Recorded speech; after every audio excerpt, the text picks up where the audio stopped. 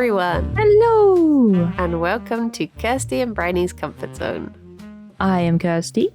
And I am Bryony, and we are delving into the world of dreams and splashing about and seeing what comes off on our boots. Is that a saying? Yeah, I think that's just our slogan. Yeah. Perfect. Do you know, I am reading a book at the moment. Humble brag. I'm reading a book. Imagine being able to read. And it's about dreams. It's not like it's a fiction book. It's a Korean #1 bestseller, and it's called The Dalagut Dream Department Store. And it's about a department store where they sell the dreams that people have. I don't really understand the ins and outs of it. I'm not like, it's either going to always leave it vague or it's just not gone into it yet. But it has like 5 levels and they all sell different types of dreams. And there's like the big 5 who are the writers of all the most popular dreams. And they've all got really funny names. They're called like Baby Nap and Wawa Sleepland and stuff like this. And there's these like big furry creatures that they've not really described what they look like, but they're just huge and furry and they've got these big claws, and their job is to chase around all the people who like naked or in their pants and put sleeping gowns on them. Right. And I was like, that would be me. Because I guess it's like whatever people have fallen asleep in. Because everyone's always like walking around in their gym jabs and stuff, and then occasionally they'll be like, hang on, we've got a nudie, and they'll run after them and put a dressing gown on them. But one bit I thought was really cute is there's the 3rd floor of the department store is the place where the animals go for their dreams, and mostly they were like saying which are the most popular dreams on every level, and it was just like, on floor 3 it's dreams of my owner. I just thought it was really cute. My gosh, that sounds wild. Yeah, Goodness. the cover for it is very like bright. It really stood out. I know you're not meant to judge them by their covers. Oh, I do all the quite time. famously, but I saw this book and I was like, damn, that's snazzy. And then I saw it was about dreams and I was like, okay, I'm getting it. It's perfect. And then not only did it turn out that I had £10 on my Waterstones card, so the book was free, it was also the book of the month, so I got a free coffee as well. So basically, I was in profit from buying this book. Hell yeah. How far into it are you, did you say? Well, I'm about like between like a quarter and a fifth, and there's only been 1 chapter, which is really strange because I don't know if that's like this particular writer's style, but the book that I just finished reading, which is Where the Crawdads Sing, the chapters in that are like 2 pages, 4 pages, like 6 pages if it's a big chapter. So going from that to like massive block chapter, I was just like, oh my gosh, when am I getting to the end of this? Yeah. But it has been good so far. I'm enjoying it. It's very goofy. But yeah.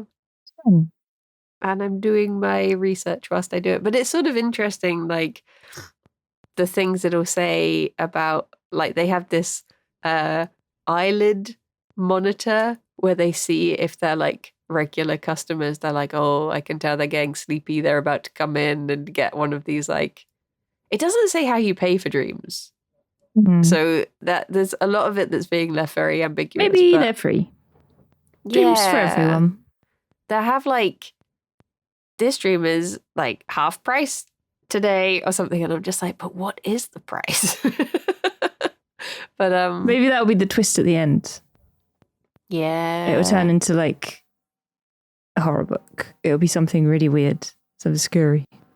It's just, it feels quite well thought through because there's so many like little touches to it where it's like, this person pre-ordered a dream and then they pulled an all-nighter at uni, so we've got this dream going spare if anyone wants it. Stuff like that. But yeah, and they've got older dreams on the 5th floor, and they're like in black and white and stuff. So I'm like, oh, maybe they've done a lot of dream research into how people used to have black and white dreams and stuff like that. Yeah. It's but yeah. So far, I would recommend if anyone wants a dream themed book. This is the only one I know, and I recommend it. Yeah, that sounds really fun. Yeah. Fun. Man, I need to do more reading. I did a bit of reading when I did my jury duty, but after that, I just don't really. I don't think about it as the problem. I don't sit down and think, I'll read a book. Yeah. And like I've had Nilesy said to me, I just place a book on my desk, and like if I have downtime or if people are just chatting on Discord, I'll pick up the book and I'll read it. Problem with me is if I put it on my desk, it will disappear. It will just fizzle out into the ether, and I won't see it until I clean my desk. So that won't work for me. I guess I had like a bit of an advantage because Alex got into reading. So we would like have dinner and then would sit on the sofa for a bit and he would start reading. And I'll be like, well, I guess I may as well read them because he's doing it. Yeah. So that's helped me get back. Honestly, I didn't read for years. Just body doubling, isn't it? Like if I had someone sitting here reading, then yeah, I'd probably pick up a book as well. Monkey see, monkey do. Exactly. But if I'm left to my own devices, I'm like, I'll just launch a video game. Yeah. And I guess because I get the bus into the office twice a week as well. So I sort of started reading on the bus. Yeah. Too. But I realized the other day that it's made me stop playing like portable games. I was watching the Switch Direct, like the Indie Direct the other day, and I was thinking, when was the last time I actually picked up my Switch? Because I think I've replaced that sort of away from computer entertainment time with reading now. So it's sort of neglected. I've neglected my Switch. My Switch is still in my backpack from when we did Camp Yog. Oh my gosh. I've not fully unpacked that backpack. It's a backpack of doom in my bedroom and it has my Switch in it. For context for everyone, when was Camp Yog? May? Yeah. And it's now August. No, wait, is it? Yeah, it's nearly September. I've not unpacked my Switch since I took it home to show my niece Plate-Up. And that was it was the day before her birthday and her birthday's July. So my poor Switch. The only thing that will tempt me back out again, I think, is Fantasy Life. Because I am really looking forward to Fantasy Life. Yeah. But I was thinking, I caught myself thinking, but how am I going to play it on such a tiny screen? And I was like, I played the original on my DS. Like, I've always played it on a tiny screen. But all of a sudden, because I'm so used to PC gaming now, the thought of going back to teeny tiny screen, I'm just like, insert GIF of that guy from Community looking at the small piece of paper. Like, huh? Yeah, no, I get it. Man, when I was a teenager, I would take my Game Boy Micro into school, and that had a 1-inch screen, I think, or like 1.5 inch. Yeah. And I would play Link to the Past on it, and it's just so tiny. And now I'm like, I don't know if I could. It would be like right in front of my face. Yeah. How big was the Game Boy Micro screen? I loved my Game Boy Micro. They're so tiny. Okay, 2-inch screen. I was not being generous enough. It was a 2-inch screen. It's twice as big. Twice as big. It's like I like going back to playing Harvest Moon on my DS. Like I never felt like, oh, I wish this screen was bigger. I just been spoiled now. Oh my gosh, I'm quite angry at old games at the moment though, because why? So there's this game called Tumby that I played as a child. I played the demo disc over and over and over again. It was like PlayStation Magazine demo disc, and I played the first level like 50 times when I was a child. And then they've re-released it many times, but now it's like permanently on Steam. And I started playing it, and it means that I've got to play more than the first level, which childhood me is like, woohoo! But also it means I'm now playing a game from the 90s that hasn't been remastered properly. They've just put it out exactly how it was. Yeah. Rather than fixing anything in it.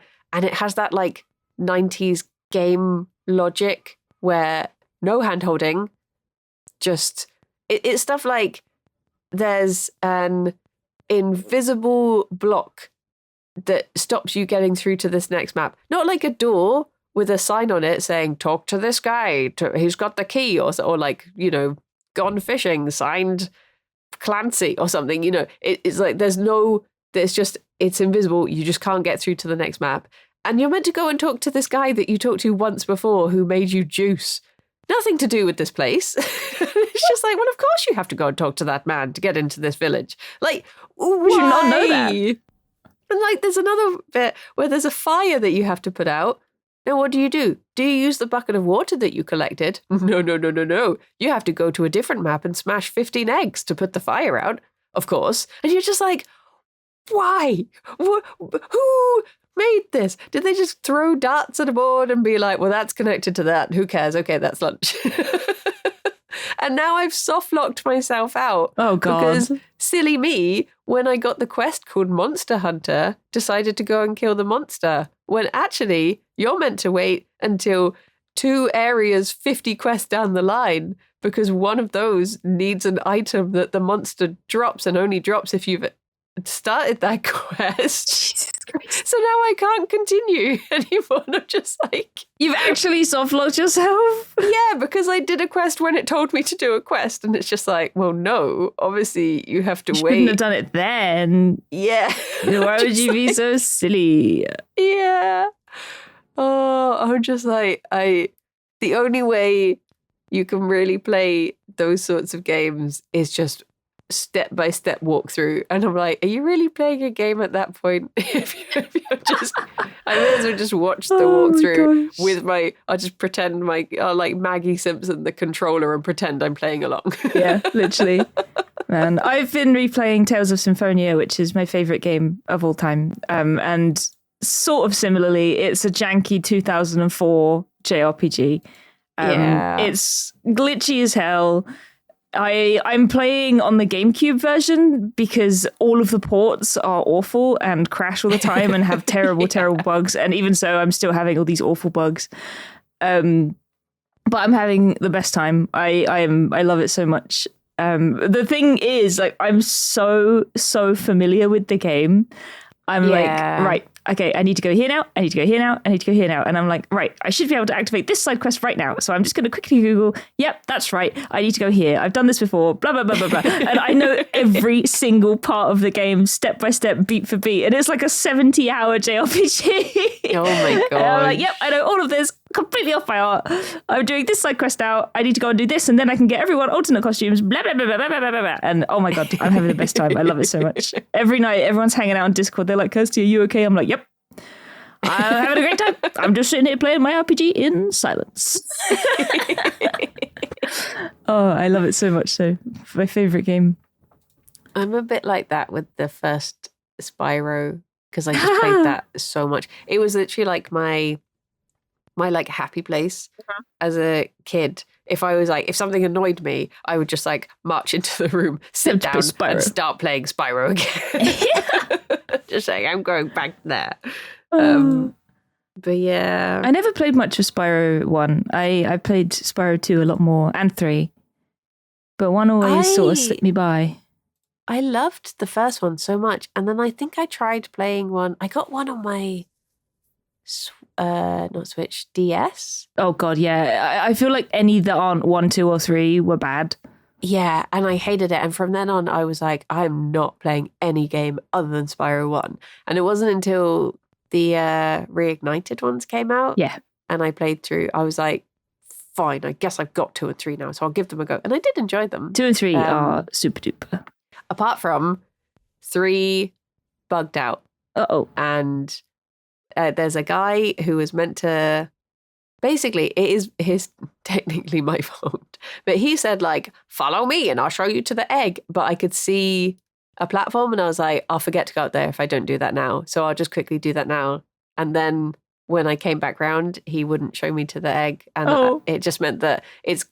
When I load up Ignited, it's like 110%, 110%. 99%. No. And I'm just like, because I couldn't get through to like the final a little extra room because I was missing one egg because he wouldn't show me it. I was so sad. If I had known, I would have just like reloaded the game at that time, but I played through the rest of it and then couldn't get it. I'm so sad. I'll play it again sometime just to see that screen of them all together. I feel like they're so easy to 100% as well, like compared to when you were a kid. Just I think I played through, I think I did 1 and 2 before just stopping. I got to 3, I think. And I think I managed to 100% them. And I was like, wow, I didn't realize just how easy, because it's the kind of game where you think it's got tons of collectibles, but it just has the orbs and the eggs, really. Yeah. And it's pretty simple. So if you want to feel good about yourself, go on 100% Spyro. It's As not a hard. child, those flying levels were like, they were my nemesis. Yes. And I was genuinely scared to play them when I was streaming it. I was scared because I was like, everyone's just going to watch me fail over and over again. But I was like, no, I actually got the hang of them. I was like, woohoo. I have grown as a person since I was 8. Yay. Dear oh dear. So dreams, eh? Recently, okay, full disclosure, I've been stressed recently because the bunnies, they're like finding themselves, but they are having some problems. And that translates to every night I have stress dreams. And I was like, I don't really want to just keep bringing stress dreams because every episode can't be like, so I dreamt Alex was leaving me, because that's what they always turn into. Yeah. Whatever I'm stressed about, it's like, Alex is leaving me and he hates me. Because I guess he's like, that would be the most devastating thing that my brain can come up with. So it's like, it replays that over and over again. But in between that, I have had just random like little snippets of dreams. Like I had one the other day that I was at my parents' house and this like 8-foot tall flesh monster alien. So it was like, imagine a fetus, but stretched to 8 foot. Right. It looked like that. That's horrendous. And, it wasn't doing anything. It was just standing there. And all of a sudden I went into like fight or flight mode, but I chose fight. And You started fighting it. I chopped it up. Oh. I was really mean. And then having chopped up this alien, I was like, I didn't even see if it was angry or anything. I didn't give it a chance. So then another alien came along and I was like, do you know what? I'm just going to see if this one's okay. And I was outside a shop and we needed to like break into the shop to get something. And the alien started going in, but I knew that Fion was in the shop.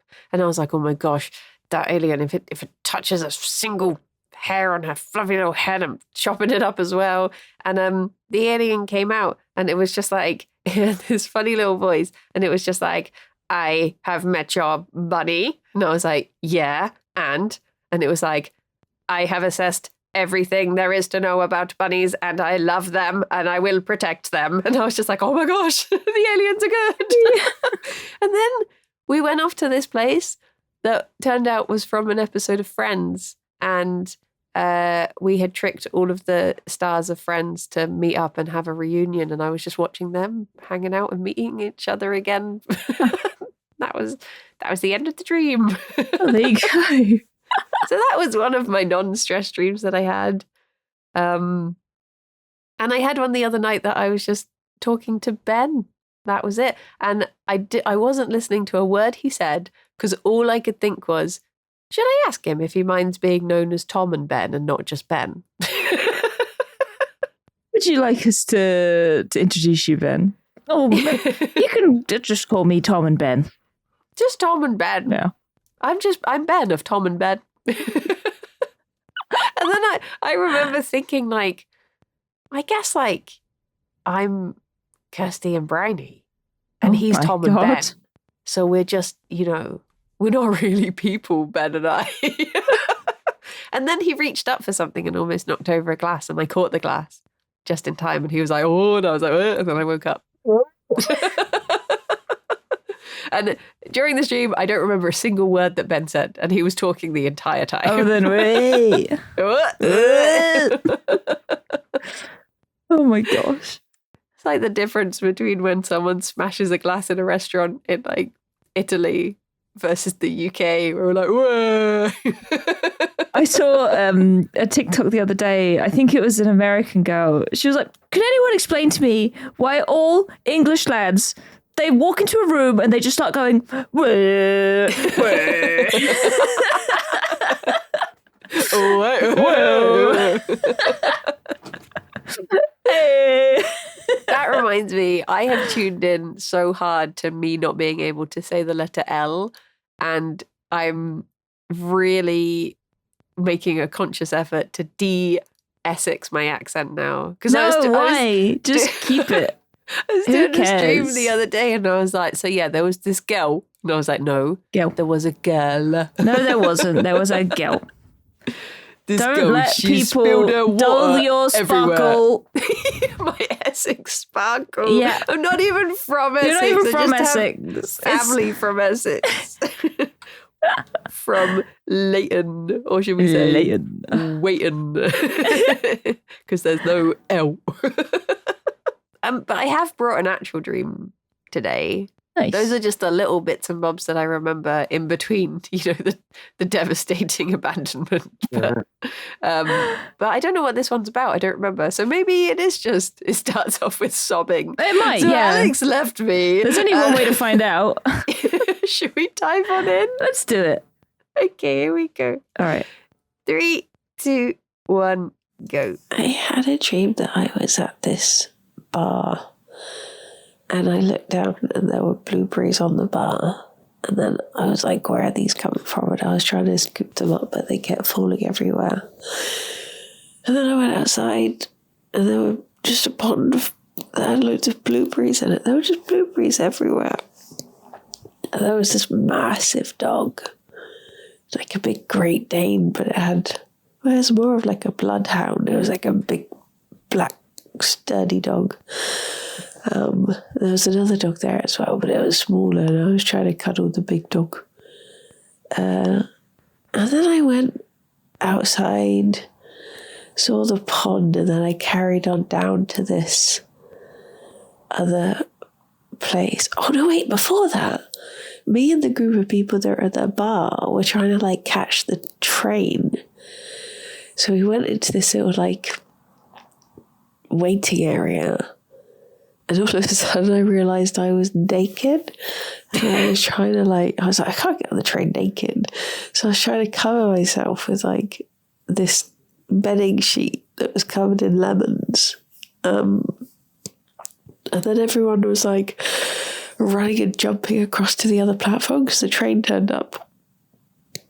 But the train carriage that had turned up was the size of a smart car. It was tiny. And I was like, well, we're not going to get in that anyway. So you go ahead and I'll carry on getting dressed.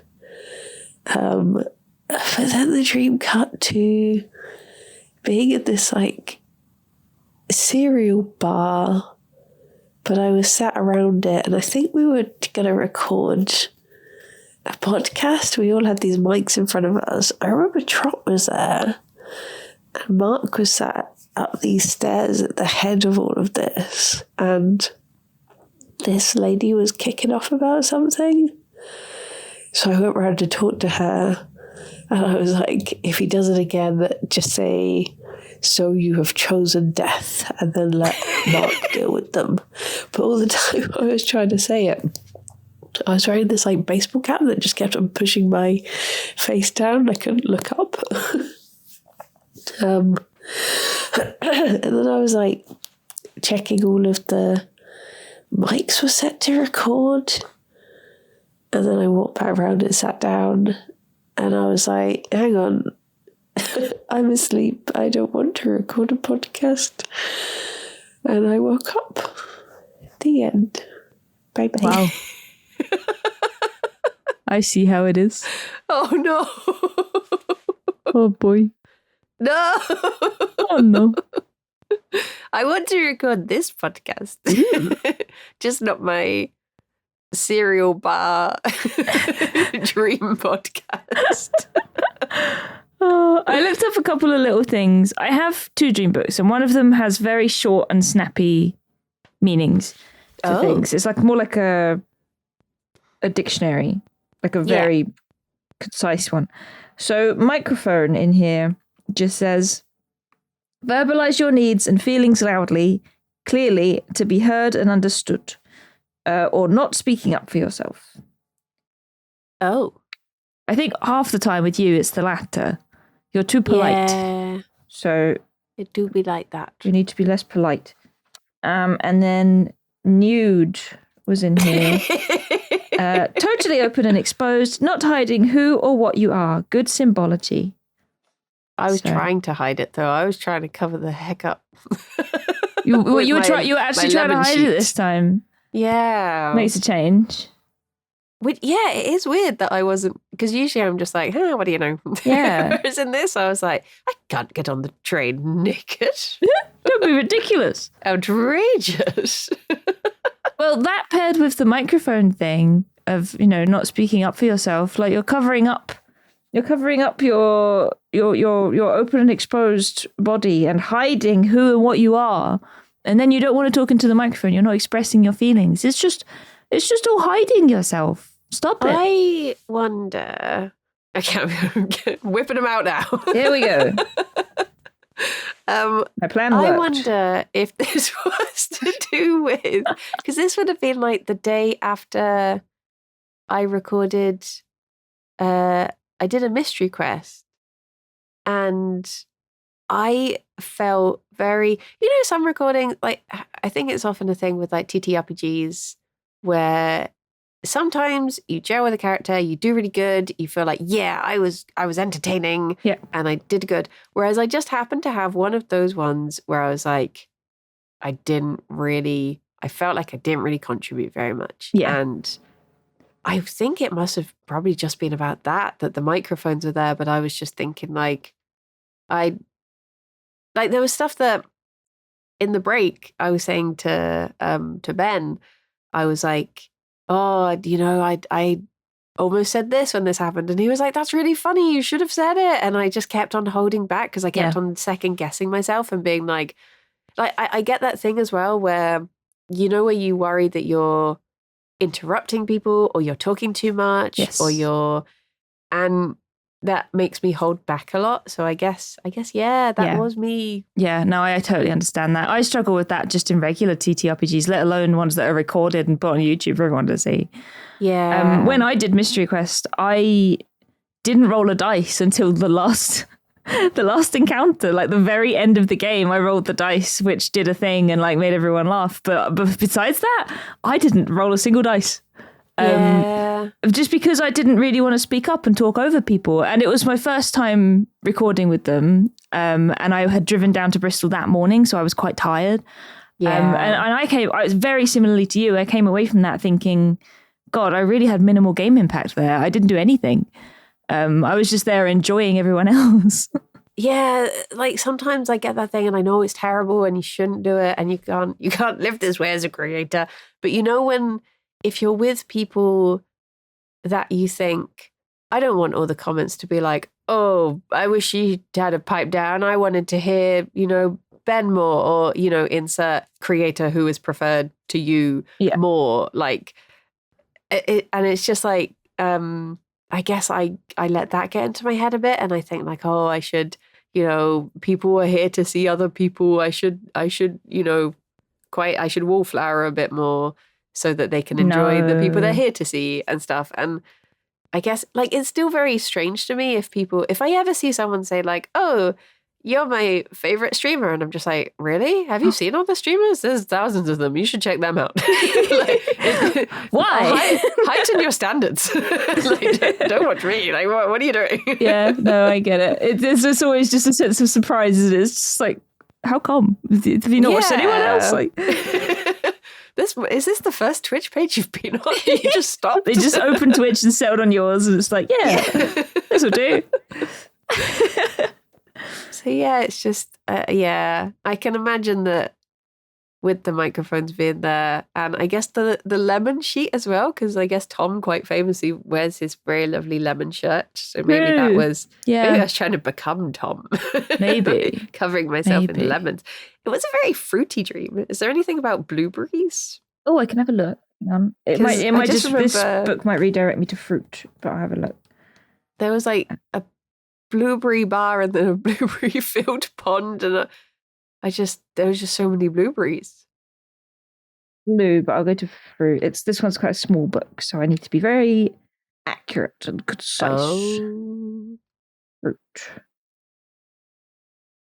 I mean, I guess I was getting a cold at the time. In hindsight, you could hear I was quite wheezy, and it was the beginnings of a cold. So maybe that was just my body being like, please eat some fruit. Yeah, probably. Okay. Reaping what you have sown. A job well done. Productive outcomes resulting from facing and moving through problems. The fruit of your labours. Oh. My labour fruit. Look up Mark Humes. Okay.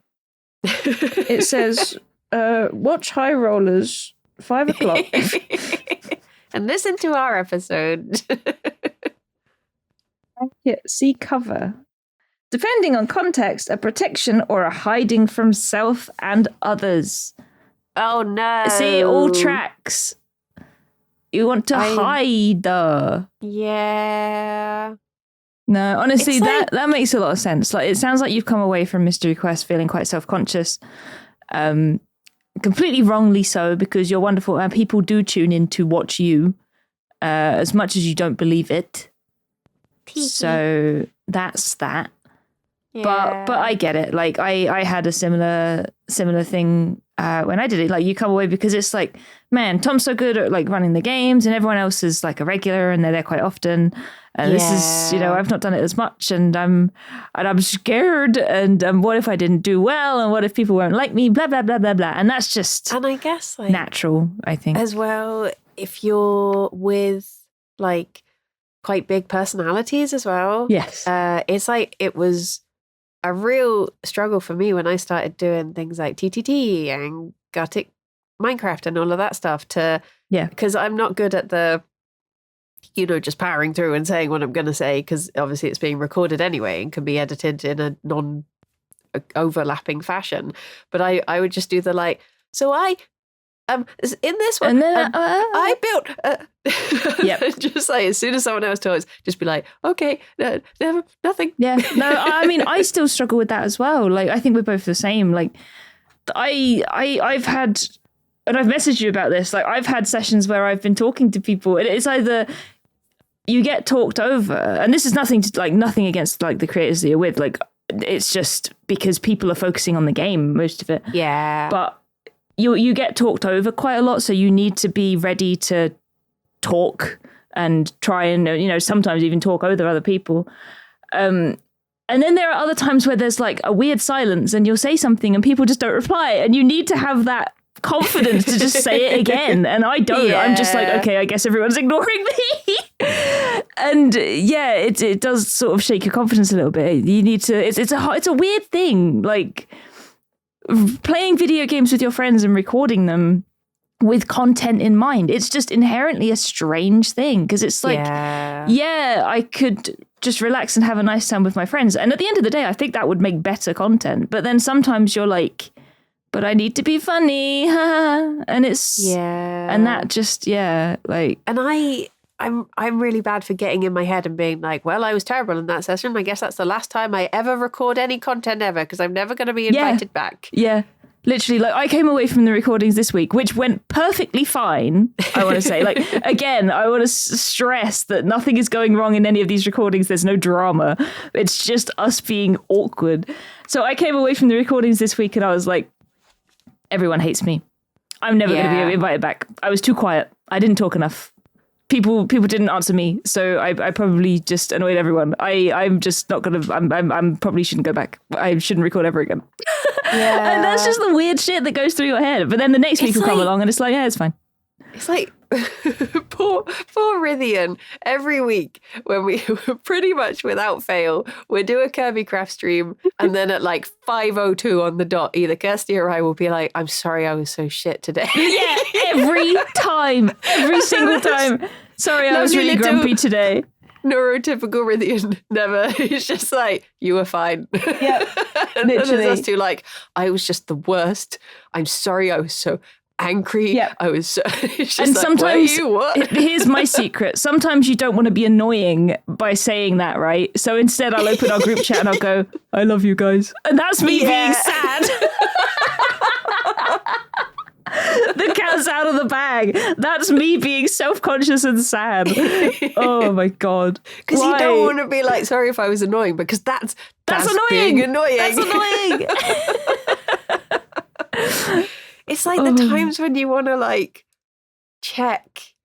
Like I was talking to Alex the other week, and I was just like, I'm sorry if I'm ever like annoying to be around. And he was like, what's wrong? What have you done? I was like, no, and I was literally just like, he was sat on the sofa and I was just climbing on top of him like a cat, just like nuzzling in, curling up into a tiny ball and just being like, I'm sorry. And he's like, what have you done? I was like, I've not done anything. I just exist.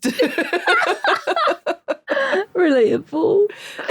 Oh my God. Dear, oh dear. Oh God, it sucks. I really like this. Yeah. Just that initial reaction of like existing and then just being like, sorry. Sorry. Sorry about that. Sorry. Not even my fault, but sorry. Yeah. I apologize for being present. Dear, oh dear. It's like when I went to the Dota Birmingham tournament this year, and I guess because of like Yogscast playing Dota and Pyrian being there, I wasn't expecting this. It's the most I've ever been recognized and the most I've ever been approached by people. Yeah. And I wasn't expecting it. And literally every single time someone came over to me, I was so awkward. And I really was like, really hoping that they would like mention on Twitter that they'd met me so I could message and apologize and be like, I'm sorry, I was like, sorry, I was that like reminds this. me. Genuinely, the first time I met Mark Humes, which I think I've told you about at Comic-Con, I messaged him on Twitter after and apologized for being so awkward. Why? Oh my gosh. Why? And then naturally he's like, no, you were fine. I'm like, no, I wasn't. Because that's the thing, I guess, is that like I've been on the other end of it where like, say if you've messaged me and been like, oh, sorry if I was that, and I'm just like, I haven't thought about that since like it hasn't crossed my mind at all. I've been thinking about other stuff ever since. Yeah. Whereas like in my head, I'm like, oh, they're probably just thinking about how annoying I am, and that's probably like there's gonna be an excuse why Kirby Craft can't happen anymore. It's fully cancelled. Yeah. Bridie was too annoying. Type reason for cancelling stream. Bridie. Just Bridie.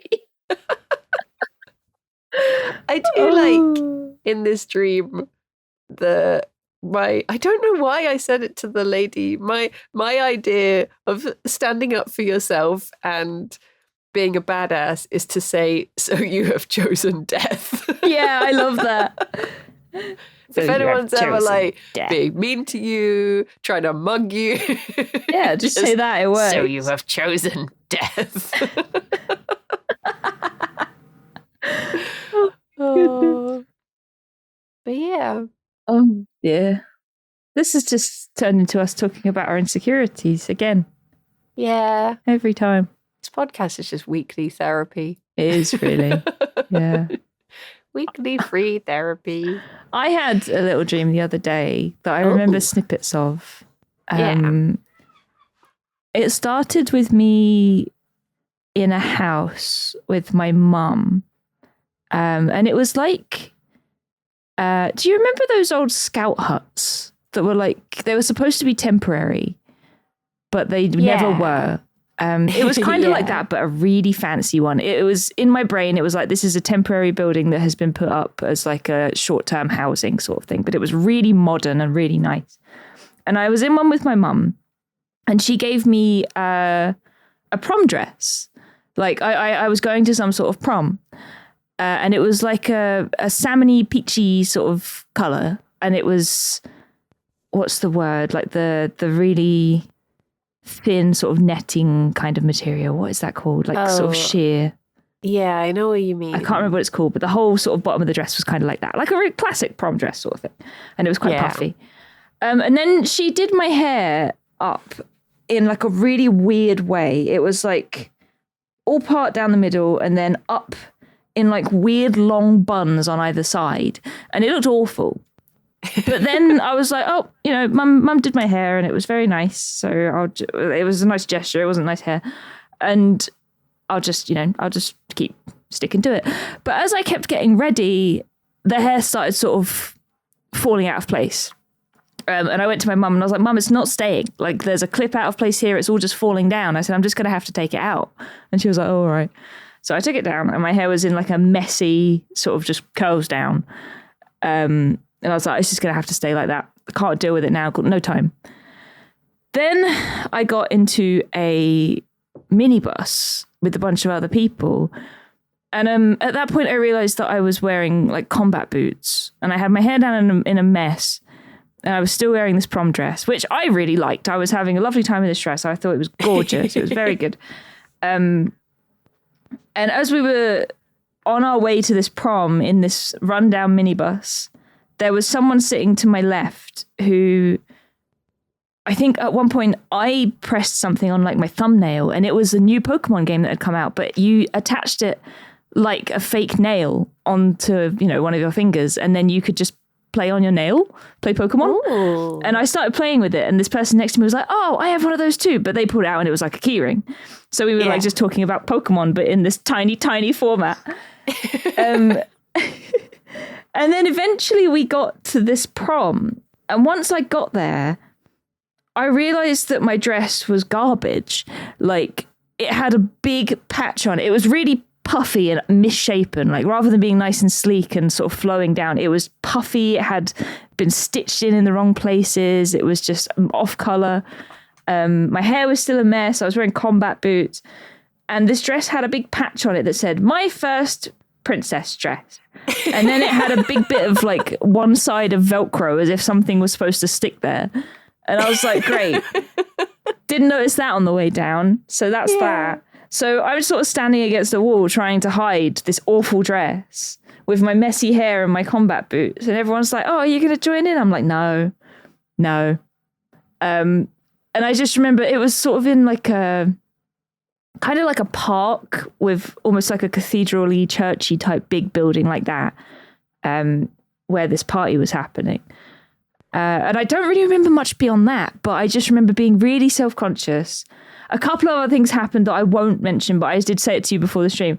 But, that was in the minibus. And then, I was just really, really self-conscious at this party, and I was just having a terrible time. And that was the last stream I remember. Oh, jeez. There you go. Did you ever like go to prom or anything? Yeah, I had 2 proms. Technically, I had 3 proms. Because in year 10, our school won a competition and we had a party hosted by MTV. Oh. It was sponsored by a certain perfume, and MTV like funded it. And it was this really nice party. It had like a chocolate fountain and they decorated the whole assembly hall and stuff like that. It was lovely. Then the next year, year 11, we had our actual prom, but it was on the hottest day of the year. So everyone just melted and stood outside. And then in sixth form, we had our sixth form prom, which was nice. My school had a prom, but I didn't go to it because I was a nerd. So I stayed home and played video games. I just went with my mates. I didn't go with a boyfriend or anything. I was like, you want to go prom with me? It's like, yeah, right. Oh dear. But yeah, they're not like proms in the American sense of the word. It was more just like a party. Yeah. It was just a little party. Like for our sixth form one, we had it in, Hitchin Priory, not the school, but like the estate, I guess. It's like a big, like open area and they had not a gazebo. What's the name of it when you put a big tent up? I can't remember. Wait, isn't that a gazebo? Is it a gazebo? A gazebo to me is like tiny with a bench in it. Oh. But you know what I mean? It was like a big tent. So it had that and like lots of lovely tables, kind of like a wedding reception almost. And then like everyone was, stood outside and had some drinks and stuff. A marquee? Yeah. Kind of like a marquee, yeah. Yeah. Yeah, that would do. Yeah, marquee is the word I was looking for. But yeah, that was the nicest one. Year 11 was like just a heat wave and my dress was horrible. And the year 10, the MTV one, that was fun. But it wasn't really a prom per se. It was just a party. But yeah, they were all nice. Is there anything in your book about prom dresses or parties? I was going to look up dress. I did a cheeky Google, but I don't feel that the... Oh no. Go on, what does it say? Bear in mind, this is from a website called Anti-Flow. Oh. And it says... A prom dress is a representation of losing virginity and putting yourself on display, as well as purity and innocence. So Fair. There you go. I'm very I feel innocent. like that is a very American. Yeah, because I swear I've seen things in films where it's like, you expect it to happen on prom night and stuff like that. So I feel like that weird. is. Yeah. It do be. I looked up clothes because this book's too small to have dress, but I'll look in my proper book in a minute. But for clothes, it says the roles or games you play and attitudes you have. A costume dream may suggest a past life experience presented because the lessons you are going through now are the same ones you were confronted with then. Oh. I mean, kinda. I kinda get it. Like, it's not exactly the same. But again, this is like reading a horoscope and going, that's me. Yeah. I am always that kind of person who gets ready. They think, yeah, I look okay. And then you go outside and you think, I look like shit. And that was what this dream was like. Yeah. But also, I've been, like, to speak kind of frankly, like, I've been on a little bit of a diet lately. I'm trying to, lose a little bit of weight, get a bit healthier. And it has been on my mind that I don't want to get too hooked up on it. Like, even though I'm doing it and, it's going well, stuff like that, I don't want to get too hooked up on it because when I was younger, I was very much like concerned and obsessed a little bit with my weight. Not to the point where I had an eating disorder, but I did get very skinny at one point and I've always sort of struggled up and down. And I would, as a teenager, probably weigh myself every day, and I would obsess over it. And I'm very wary at the moment about getting obsessed again, because it's not a healthy, habit to get into. Yeah. So that is something that has been on my mind. And I think it probably would have been around the time that I had like those problems, because I do remember for my year 11 prom, we had a dress that fit. And when I probably had it for like a year. And then when the prom actually rolled around, I tried it on and it didn't fit. So I had to go and get another one. So it kind of all stitches together, really. It's like poetry. It rhymes. It all relates back to one. I didn't think about that at the time. And I don't think the dream in my brain was like, this is about this. But just looking back and thinking about it, like that is something that has been on my mind a little bit. So yeah, like to speak like not as a silly goose for a moment, I think maybe that could have something to do with it. So yeah, I guess that does make sense. Because I guess like you say, that feeling of like, you put it on and want to feel good and you're feeling really good and then you see it and you're like, oh, this doesn't look good at all. And like, yeah, I can imagine that is like your brain has stored that as, this feeling, and then it's just scooped it up and sort of put it into current brain because dreams, they're never going to actually tell us what it's trying to tell us. It's going to put it in riddles. So I think that does make sense. Yeah, definitely. I'm just trying to see if as a side note, I hate that feeling where you've gone out and you feel really good and you're like, yeah, I felt good tonight. And then you look into a mirror. Well, or your friend is like, here's photos from the night. And you're like, oh, is that what I look like?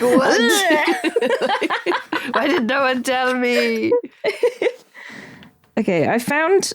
Okay, my big dream book has a big section on clothing. And it has a bit about like dresses, and then it has a bit about problems with clothing, which this dream definitely had. So it says...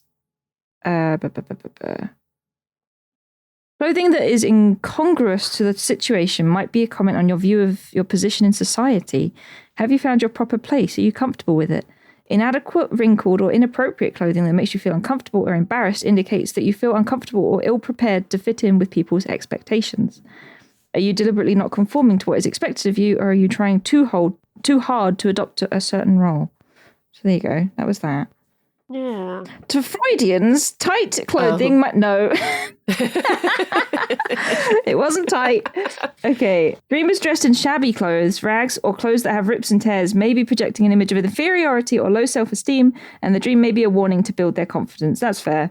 Oh my gosh. We've both had these terrible dreams that are just like, yeah, we both just need help.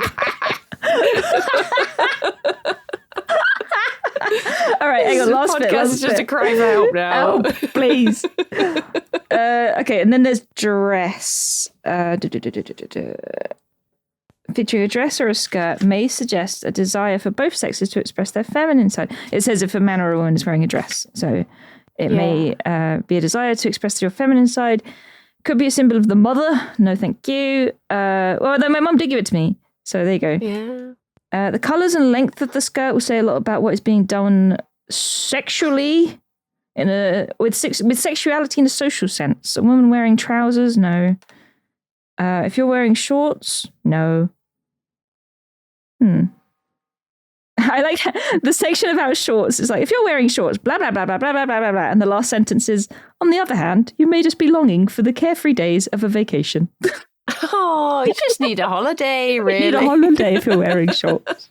But yeah, generally it just seems to be a whole thing about being self-conscious, I think, and lacking confidence, which, that tracks as well. So essentially your dream is about self-consciousness of the outside. My dream is self-conscious of the inside. Yes. Together we form a big bundle of nerves. Yay! If anyone has any scrap of confidence that they want to send into the podcast, we need it. Oh my gosh. My goodness. Dear oh dear. Dear oh dear. But yeah, that was my dream. Yeah. I think you are very, again, to step out of silly goose mode for a bit, I think you are very right to be like, I've seen too many people have that sort of like, not obsession, but just slipping over into that like concerning level. And I think it can be difficult to catch yourself doing it. And I think it is important to have people around you who will help catch you as well. I will be that person. Oh, thank you. I will baby bird and Eclair into you if I have to. Incredible. I can't wait. Wasn't meant to be an incentive.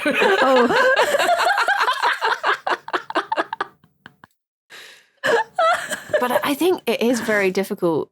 You know, I know it sounds very simple to say society, but genuinely society, like there is this. I think maybe it is getting better now. I think certain companies have been very good, such as Snag Tights and Lucy and Yak, just to name a couple, of having, you know, surprise, people have different body types and different clothes fit people differently. And I think people are actually starting to realize that and embrace it a bit more, which is very good. But I think at the same time, there is still a lot of stuff that is like, you know, you got to be this way or you got to be this way. And if the clothes don't fit, it's your fault and stuff like that. And yeah, absolutely. It is a societal change that needs to happen more. Of people to just realize that, you know, we are all built different and that is fine and that is good. Exactly. It do be like that. But yeah, sometimes it's hard to get out of that weird little loop that you're in. Yeah. Because I guess as well as something such as fitness and that sort of stuff can be very like, I guess in the same way that when you're doing a Twitch stream, it's very easy to focus on, you know, this number mean good, this number mean bad. And I guess fitness can sometimes come down to that sort of stuff as well of like, me reach this number, that's good. But what if I reach this number a bit more, you know? Mm-hmm. So I think it can be, you just gotta, same as streaming, focus on what makes you feel good. Yeah, absolutely. Not reaching goals and stuff. But yeah. Exactly. Yes. Yeah. Exactly. And everyone because out there listening, take care of yourselves. Exactly. Gosh, that's exactly what I was going to say. Reach out to friends and family if you're struggling with stuff like this, because it's good to talk to people. It's good to have people to chat to. Yeah. Because I had, I mean, I won't dwell on it too much, but I had one of my bestest friends growing up went through it in like a bad way, like the full scary way. Yeah. And I think that sort of kicked that thing into me that I was just like, I'm never going to let this happen. And to this day, I'm like, if I'm ever at the doctor's and they're like, do you want to know how much you weigh? I'm like, nope. Don't tell me. I just don't want to know, because then I'll think about it. And if I don't know, I can't know. Yeah. So I made a point of, when I moved into my flat, I didn't buy scales because I knew that, you know, that could lead to bad habits for me. But then I had to buy them for my ADHD titration, because you have to submit a weight every week. So ever since I bought these scales, I have been weighing myself in kilograms, because I don't know how to, well, I do know, but I don't off the top of my head know how to convert kilograms into stone. Because stone, I know exactly what stone means for me, but I see a number in kilograms, I'm like, hang on, I'm going to have to do some mental math here. So I just do the kilograms and I ignore it. I'm like, there you go. It's like, I feel bad sometimes for, I mean, I know why they do it, and I know sometimes these numbers are changed anyway, but I feel bad for every time a wrestler walks in and they just announce their weight, and I'm just like, geez, my guy. Mind your own business. Yeah. Apart from for Orange Cassidy, where they're like, from wherever, weighing in at whatever. Oh my gosh. But yeah. Everyone look after yourselves. You're all beautiful. Yeah, you are all beautiful. Not us though, we're shit. We're the that's fucking what we've worst. learned today. Not us. Oh, sorry, we've been annoying today. Dear oh dear, we really are a couple of silly geese. Just a bunch of silly geese, just goosing around. Yeah, geese be goosing. Do well, I guess that is us for today. I feel like we covered a lot. We did. We covered a whole bunch. And I tried to cover up even more.